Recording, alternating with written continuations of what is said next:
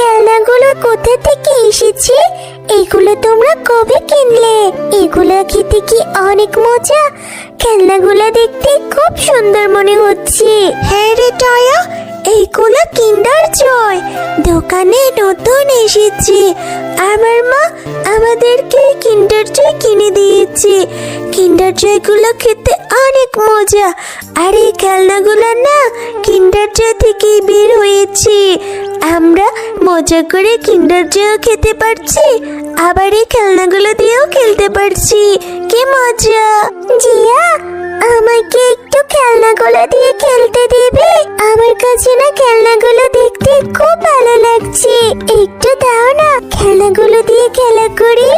না রে টয়া, আমরা তোকে এই খেলনাগুলো দিতে পারবো না। তুই এখান থেকে চলে যা তো। তোর জন্য মা আমাদের ঘরে লুকিয়ে লুকিয়ে কিন্ডার জয়গুলো খেতে বলেছিল। তুই কিনা এখানেও এসে পড়লি।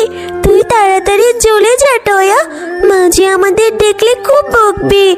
আমরা তোকে কিছুই দিতে পারবো না, কিন্ডার জয়ও দিতে পারবো না, আর কিন্ডার জয়ের থেকে বের হওয়া খেলনা দিয়েও খেলতে দিতে পারবো না। তুই যা তো এখন এখান থেকে। তোমরা আমার সাথে এরকম কেন করো? দাও না আমাকে একটু, আমি একটু খেয়ে দেখি কিন্ডার জয়টা খেতে কেমন। এই জয়া, তুই এত বেহায়া কেন রে? যেতে বলছি যা, আমাকে আর বিরক্ত করিস না তো এখানে থেকে। টয়া, এই টয়া, মেয়েটা কোথায় গেল? বাড়িতে কত কাজ পড়ে আছে, আর মেয়েটাকে কোথাও দেখতে পাচ্ছি না।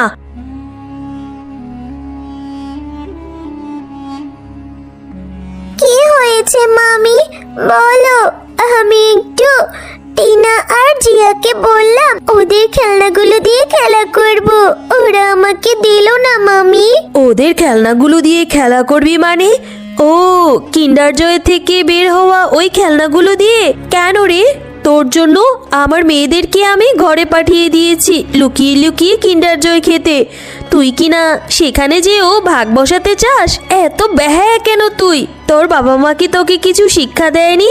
তোর বাবা মা মরে আমার ঘাড়ে তোকে চাপিয়ে দিয়েছে। এখন যত জ্বালা তোকে নিয়ে আমার পোহাতে হচ্ছে।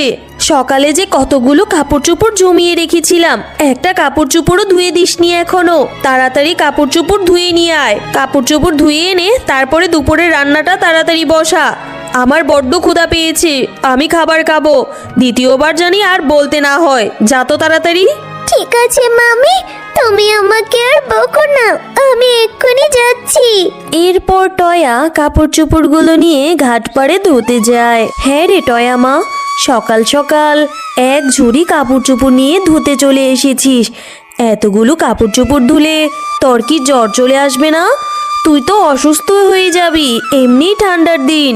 না মামি, আমার কিছু হবে না। যার বাবা মা বেঁচে নেই তার কিছু হতে নেই, আমার যে এগুলো করতেই হবে। হ্যাঁ রে টয়া, তোকে দেখলে আমার খুব কষ্ট লাগে। এতটুক বয়সে কত কাজ করিস, তারপরও তোর মামির যেন মনই পাস না। হ্যাঁ মামি, কিছু করার নেই। আমাকে যে কাজ করেই বাঁচতে হবে, না হলে যে দুবেলা দুমুঠো ভাতও খেতে পারবো না। কতগুলো কাপড় চোপড় ধুলাম, একটু জিরাতেও পারলাম না, এখন আবার রান্না করতে বসতে হলো। বাবা মা, আমার যে এত কাজ করতে একদম ভালো লাগে না। তোমরা আমাকে রেখে কেন চলে গেলে? কি রে টয়া, রান্নাঘরে এভাবে একা একা বসে বসে বিড়বিড় করছিস কেন? রান্নাটা কি হলো? কাজ করে একদম উদ্ধার করে ফেলেছে যেমন। মামি, তুমি আমাকে দিয়ে এত কাজ করো কেন? টিনা জিয়া ওদের দিয়ে তো তুমি একটা কাজও করাও না। কি বলছিস তুই? আমার মেয়েদের সঙ্গে তোর তুলনা দিচ্ছিস? হ্যাঁ রে অভাগী, তোকে কি আমি ফ্রিতে খাওয়াবো? হ্যাঁ, তোর বাবা মা কি আমার নামে অনেক জায়গা সম্পদ লিখে দিয়ে গিয়েছে নাকি যে তোকে আমি ফ্রিতে বসে বসে খাওয়াবো? আবার যদি আমার মেয়েদের সঙ্গে তোর তুলনা দিস, ঠ্যাং ভেঙে একদম গুঁড়া করে দেবো বলে দিলাম।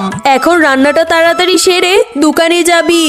মিনু ভাবির দোকানে আমি লিস্টি দিয়ে এসেছি আর টাকাও দিয়ে এসেছি, যে দোকান থেকে সদাইগুলো নিয়ে আসবি। তোকে আজকে দুপুরের খাবার খেতে হবে না, এটা তোর শাস্তি। অনেক কথা শিখে গিয়েছিস তাই না? দু এক বেলা না খেয়ে থাকলে তারপরই বুঝবি মজা। মামি, আমি সব কাজ করে দেব সময় মতো। তারপরও আমাকে দুপুরবেলা তুমি খেতে দিও। আমি যে সকাল থেকে কাজ করছি, সারাদিন কিছুটি খাইনি। এখনো যদি দুপুরেও না খাই তাহলে তো আমি একদম পড়ে যাব। আগে রান্নাটা সেরে দোকান থেকে সদাইপাতি নিয়ে আয়, তারপরে দেখা যাবে। মিনু মামি, মামি নাকি তোমাদের দোকানে টাকার লিস্ট দিয়ে গিয়েছিল। দাও তো, আমাকে বাজারটা বুঝিয়ে দাও। এই নে টয়া বাজার।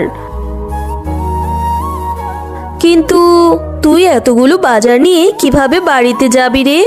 হ্যাঁ রে টয়া, তোকে দেখলে যে আমার খুব কষ্ট লাগে।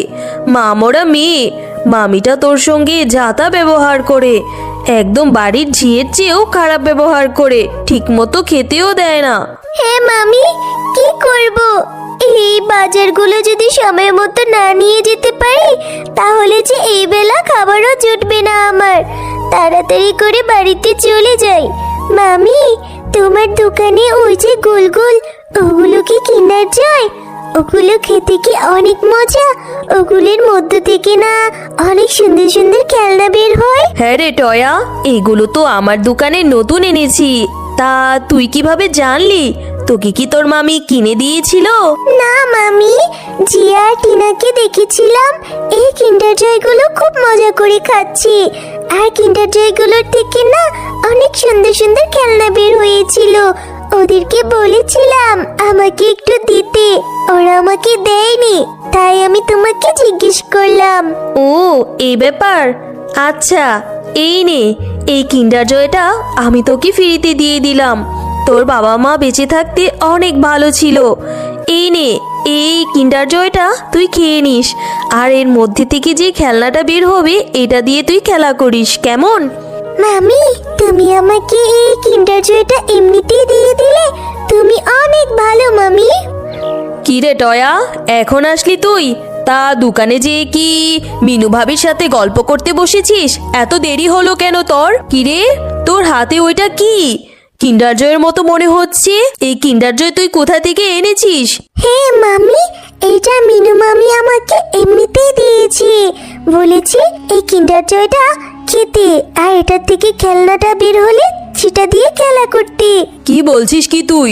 তুই বলবি আর আমি সেটা মেনে নেব?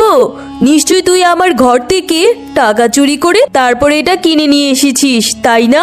এই কিন্ডার জয়টা এখনই দোকানে দিয়ে আমার টাকা নিয়ে আয় বলে দিলুম, না হলে তোকে এই বাড়িতে থাকতেই দিব না আমি আর। বড্ড জ্বালাতন করছিস তুই আমার। এই কিন্ডার জয়টা তো আমি মামির টাকা চুরি করে আনিনি। মামি আমার কোনো কথাই শোনে না। হে সৃষ্টিকর্তা, আমি যে কি করব? মামি আমাকে বাড়িতে নাকি থাকতেই দেবে না, বাড়ি থেকে তাড়িয়ে দেবে। আমি এই কিন্ডার জয় খাবো না। আমি এক্ষুনি এই কিন্ডার জয় মাটিতে পুঁতে দেব। এরপর টয়া কিন্ডার জয়টি মাটিতে পুঁতে দেয়। আহারে, বেচারা মেয়েটা কত কষ্ট পাচ্ছে। আমি ওর কষ্ট একটু হলেও কমিয়ে দিই। আমি এখানে জাদু করে একটি কিন্ডার জয়ের গাছ এনে দিই। এতে করে মেয়েটা কিন্ডার জয় খেতেও পারবে, আবার সেই খেলনাগুলো দিয়ে খেলাও করতে পারবে। এরপর পরীটা জাদু করে সেখানে একটি কিন্ডার জয়ের গাছ এনে দেয়। মামি মামি, তাড়াতাড়ি আসো, এসে দেখো আমাদের বাড়ির উঠোনে কত বড় একটা কিন্ডার জয়ের গাছ হয়েছে। হ্যাঁ রে টয়া, এইটা কিভাবে সম্ভব? আমাদের বাড়ির উঠোনে কিভাবে কিন্ডার জয়ের গাছ হলো? মামি, কালকে তুমি বকেছিলে না, তারপরে সেই কিন্ডার জয়টা আমি তোমার ভয়ে মাটিতে লুকিয়ে রেখেছিলাম। সেই কিন্ডার জয়টা থেকে এত বড় একটা কিন্ডার জয়ের গাছ হয়েছে। ও বাবা, সত্যি? এই গাছের সকল কিন্ডার জয় আমি আর জিয়া খাবো। এই টয়া, তুই এই গাছ থেকে দূরে সর।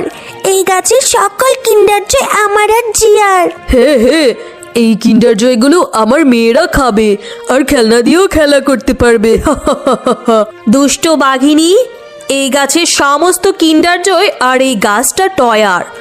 এখন থেকে এই গাছটার মালিক টয়া। তুই এতিম টয়াকে অনেক কষ্ট দিয়েছিস, আর এখন কিনা তুই এই গাছটার মালিক ভাবছিস? তোর মেয়েরা এবং তুই এই গাছের একটা কিন্ডার জয়ও ভোগ করতে পারবি না। তবে হ্যাঁ, তুই যদি টয়াকে তোর মেয়েদের মতো আদর যত্ন করে ভরিয়ে রাখিস, তবেই এই কিন্ডার জয় তুই গ্রহণ করতে পারবি, বুঝলি?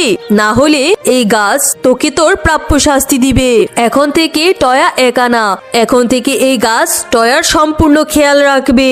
হ্যাঁ জাদুর গাছ, আমাদের তুমি ক্ষমা করে দাও। আমি এতদিন বুঝিনি, তুমি যে আমাদের চোখ খুলে দিলে। আমি এখন থেকে টয়াকে খুব আদর করব। এখন থেকে আমি টয়াকেও আমার নিজের মেয়েদের মতো আদর যত্ন করব। তাহলে এই গাছের কিন্ডার জয়গুলো বিক্রি করেও আমাদের সংসারে আর অভাব থাকবে না, আর ওদের তিনজনকে নিয়ে আমার সংসারও খুব ভালো মতো কেটে যেতে পারবে। এরপর থেকে বাঘিনী এবং টয়া তারা সবাই মিলে সেই গাছ থেকে কিন্ডার জয় পেরে বাজারে নিয়ে বিক্রি করে তাদের সংসারের অভাব দূর করে দেয়।